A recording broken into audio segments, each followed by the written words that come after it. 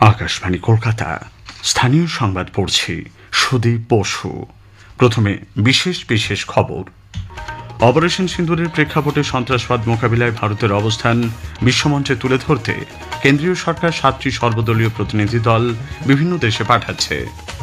Operation সিন্দুরের সাফল্য উদযাপন ও সেনাবাহিনীকে সম্মান জানিয়ে বিজেপির তিরঙ্গা যাত্রায় আজ অংশ নেন কেন্দ্রীয় প্রতিমন্ত্রী সুকান্ত মজুমদার এবং শান্তনু ঠাকুর।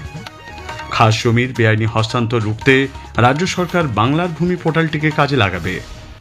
অমৃত ভারত স্টেশন প্রকল্পের আওতায় আসছে শিয়ালদা ডিভিশনের 18টি স্টেশন। স্বাভাবিক সময়ের আগেই রাজ্যে বর্ষা প্রবেশ করতে পারে বলে জানিয়েছে আবহাওয়া দপ্তর। অপারেশন সিন্দুরের কারণে বন্ধ থাকার পর দ্বিতীয় পর্বে আইপিএল এর খেলা আজ শুরু হয়েছে। বেঙ্গালুরুর কলকাতা নাইট রাইডার্স খেলছে রয়্যাল চ্যালেঞ্জার্স বেঙ্গালুরুর বিরুদ্ধে। আসছে বিস্তারিত সংবাদে।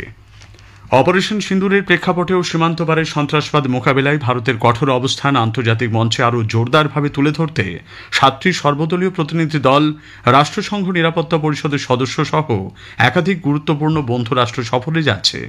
প্রতিটি দলে বিভিন্ন রাজনৈতিক দলের সাংসদ, কূটনীতিক এবং অভিজ্ঞ রাজনৈতিক ব্যক্তিত্বরা থাকবেন। প্রতিনিধি দলগুলিকে নেতৃত্ব দেবেন কংগ্রেসের শশী থারুর, বিজেপির রবিশঙ্কর প্রসাদ ও বৈজয়ন্ত পান্ডা, জেডিইউর সঞ্জয় কুমার ঝা, ডিএমকের কানিমোড়ি করুণানিধি, এনসিপির সুপ্রিয়া সুলে এবং শিবসেনার শ্রীকান্ত একনাথ শিন্ডে। এই দলগুলি ভারতের জাতীয় ঐক্যমত্য এবং সন্ত্রাসবাদ বিরোধী দৃঢ় অবস্থান তুলে ধরবে।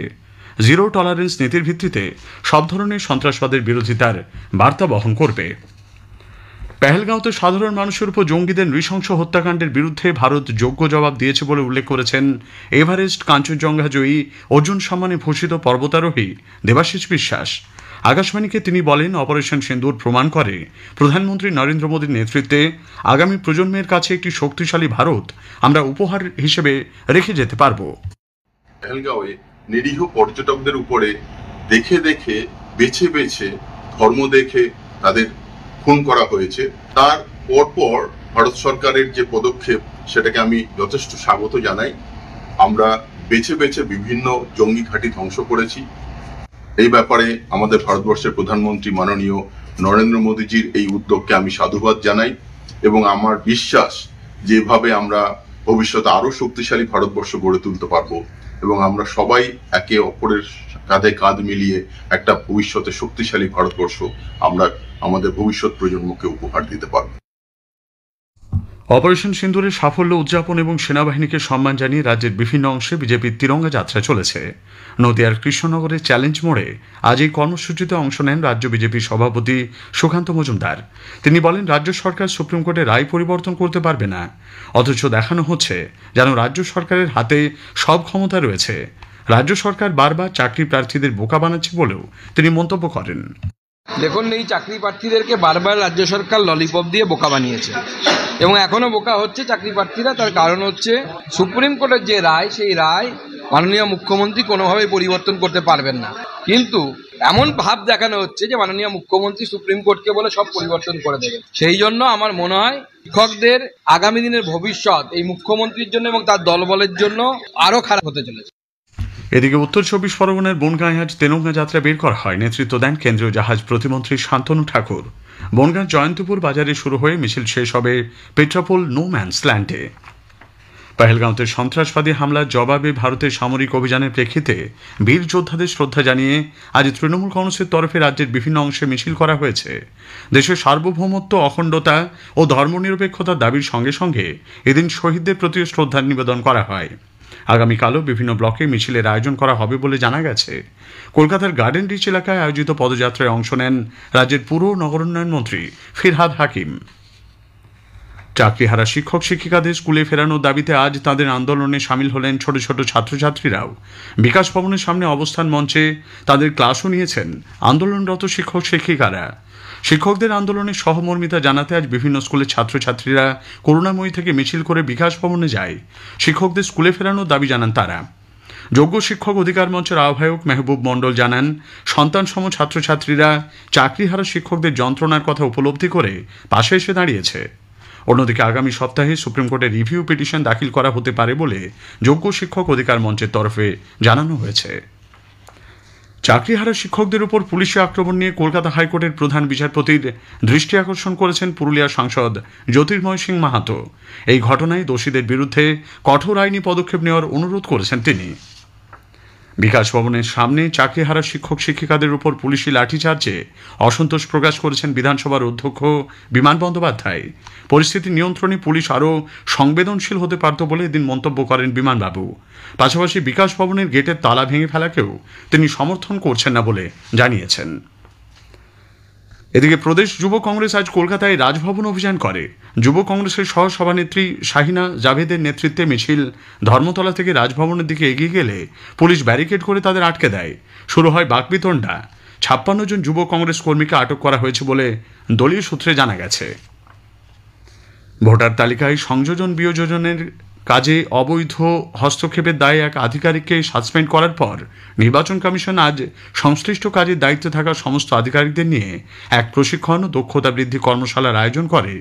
কলকাতার অহিন্দ্র মঞ্চে মোট 116 জন নির্বাচনী আধিকারিক প্রশিক্ষণে অংশ নেন। রাজ্যের মুখ্য নির্বাচনী আধিকারিক মনোজ কুমার আগরওয়াল অনুষ্ঠানের সূচনা করেন। উদ্বোধনী ভাষণে রাজ্যের মুখ্য নির্বাচনী আধিকারিক বলেন, নির্বাচন প্রক্রিয়ায় স্বচ্ছতা বজায় রাখতে তথ্য প্রযুক্তির যথাযথ ব্যবহার জরুরি। স্পটলাইট অনুষ্ঠানে এবারের বিষয় অপারেশন সিন্দুরের সাফল্য। আলোচনায় অংশ নিয়েছেন সেনাবাহিনীর প্রাক্তন কর্নেল সব্যসাচী বাগচি এবং বিমান বাহিনীর প্রাক্তন আধিকারিক শ্যামল ভট্টাচার্য। সাক্ষাৎকার নিয়েছেন সন্দীপন দাশগুপ্ত।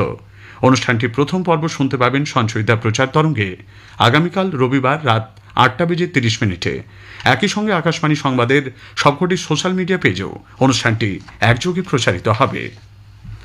স্থানীয় সংবাদ শুনছেন আকাশবাণী কলকাতা কেন্দ্র থেকে। সরকারি খাস জমির বেআইনি হস্তান্তর ঠেকাতে রাজ্য সরকার বাংলার ভূমি পোর্টালটিকে কাজে লাগাবে। কোন জায়গায় কোন সরকারি দপ্তরের কত পরিমাণ জমি রয়েছে পোর্টালে তার সমস্ত তথ্য আপলোড করা হবে বলে সরকারি সূত্রে জানা গেছে। এর ফলে সাধারণ মানুষ পোর্টাল থেকে সরকারি জমির যাবতীয় খতিয়ান পেয়ে যাবেন। জমি কেনার সময় কেউ ঠকছেন কিনা বা সরকারি জমির চরিত্র বদল করে বিক্রি করে দেওয়া হচ্ছে কিনা সে সম্পর্কে ক্রেতারা স্পষ্ট ধারণা পাবেন। রেল ও প্রতিরক্ষা পরিকাঠামো নির্মাণ সামগ্রী উৎপাদনের জন্য একটি বেসরকারি শিল্প সংস্থা রাজ্যে 250 কোটি টাকা বিনিয়োগ করবে বলে জানা গেছে। কসমিক বিড়লা নামে ওই গোষ্ঠী বাঁকুড়ার বড়জোড়ায় একটি বন্ধ কারখানার 10 একর জমির ওপর 25,000 মেট্রিক টন উৎপাদন ক্ষমতার কারখানা নির্মাণের সিদ্ধান্ত নিয়েছে। এর মাধ্যমে প্রত্যক্ষ পরোক্ষভাবে প্রায় 700 কর্মসংস্থান হবে বলে শিল্প ও বাণিজ্য দপ্তর জানিয়েছে। আবাস যোজনা সরকারি টাকা নিয়েও বাড়ি তৈরি না করায় 524 জনকে টাকা ফেরত দেওয়ার নোটিশ পাঠিয়েছে উত্তর দিনাজপুরের রায়গঞ্জ পুরসভা।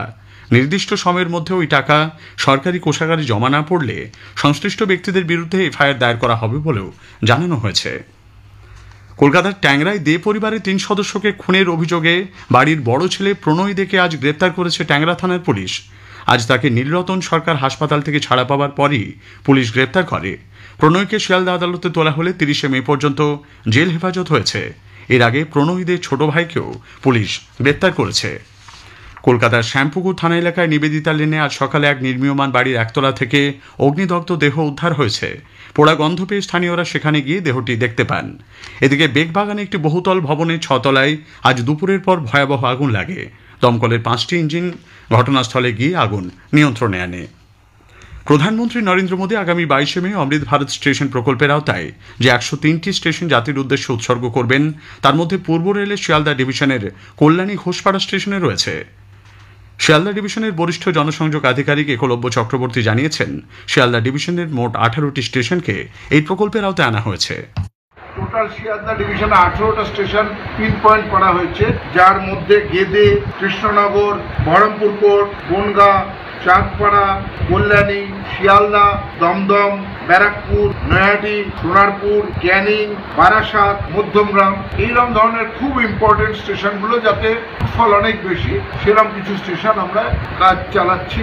আমাদের ইস্টার্ন রেলওয়েতে মোট 63টা এরম স্টেশন ইয়ারমার্ক করা হয়েছে, যাতে প্রায় এই বাবদ খরচা 498 কোটি টাকার মতো। স্বাভাবিক সময়ের আগে রাজ্যে বর্ষা আসার অনুকূল পরিবেশ তৈরি হয়েছে। আবহাওয়া দপ্তরের পূর্বাঞ্চলীয় প্রধান সোমনাথ দত্ত আকাশবাণীকে জানিয়েছেন, দক্ষিণ পশ্চিম মৌসুমী বায়ু আজই দক্ষিণ ও দক্ষিণ পূর্ব আন্দামান সাগরে পৌঁছেছে। শেষ করার আগে স্থানীয় সংবাদের বিশেষ কিছু অংশ আরও একবার। অপারেশন সিন্দুরের প্রেক্ষাপটে সন্ত্রাসবাদ মোকাবিলায় ভারতের অবস্থান বিশ্বমঞ্চে তুলে ধরতে কেন্দ্রীয় সরকার 7টি সর্বদলীয় প্রতিনিধি দল বিভিন্ন দেশে পাঠাচ্ছে। অপারেশন সিন্দুরের সাফল্য উদযাপন ও সেনাবাহিনীকে সম্মান জানিয়ে বিজেপির তিরঙ্গা যাত্রায় আজ অংশ নেন কেন্দ্রীয় প্রতিমন্ত্রী সুকান্ত মজুমদার ও শান্তনু ঠাকুর। স্থানীয় সংবাদ শেষ হল।